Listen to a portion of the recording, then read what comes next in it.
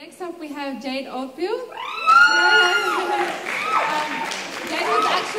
Jade was actually hosting the slam that I first performed at. So this is like really unreal, but yeah. This is the best slam. Never have I had baklava, watermelon and cake at a slam. So this is the best slam I've ever been to. Okay, so this is a piece which was inspired. I lived in New York for a little while, and sitting on the park bench, as you do.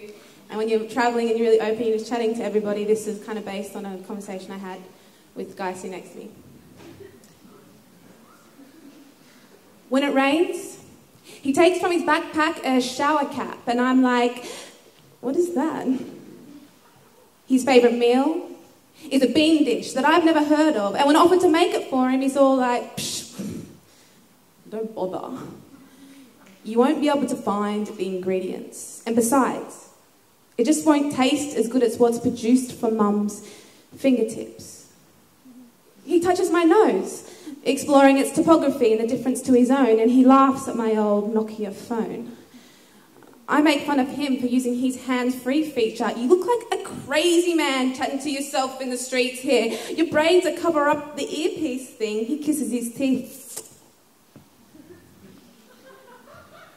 He doesn't care what anybody thinks. I ask him what he does with his hair when he swims, and he responds with, well, I just don't do such things. I grew up in Harlem, you see, dodging flaming cans and playing basketball on the project's quay. The closest I ever got to water was from a busted open fire hydrant, until the cops cottoned on and they'd siren around it and they'd tighten it. And then they'd yell, if you want to swim, you go down to Coney Island. But we didn't listen. We just kept chasing each other around and round and round and round and round like lost ducklings. And basketball. Ugh. Basketball is what we lived for. These days, yeah, P. Diddy comes down to watch the kids play. But they don't care, because they're the stars of Harlem today. I can't imagine growing up in New York, I said. Next to skyscrapers, yellow cabs and lumps of cement. But what do I know? I grew up in that convict land my British ancestors stole with their white British hands. In the summertime, we've got no choice but to swim, because that climate's just too hot for Caucasian skin. And the skin colour that originated there is a 3% minority today. But you won't hear much about that on Summer Bay. So, these convicts built a water vessel right next to my home, a dam made entirely out of sandstone bricks.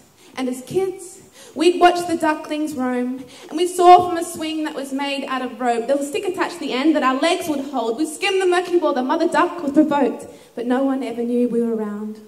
Surrounded by the Milky Way, the eucalypt and the kookaburra sounds, and the kookaburra sits in the old gum tree.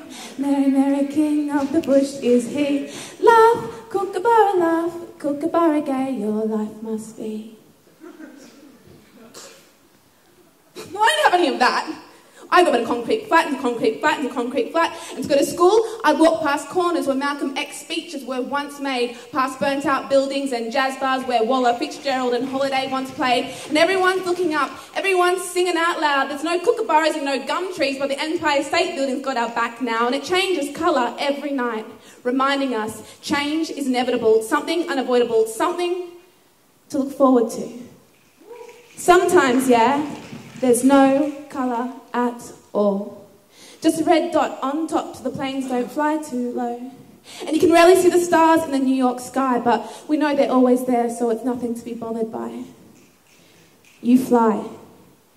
And then you're sitting on the other side of the world chatting shit to me.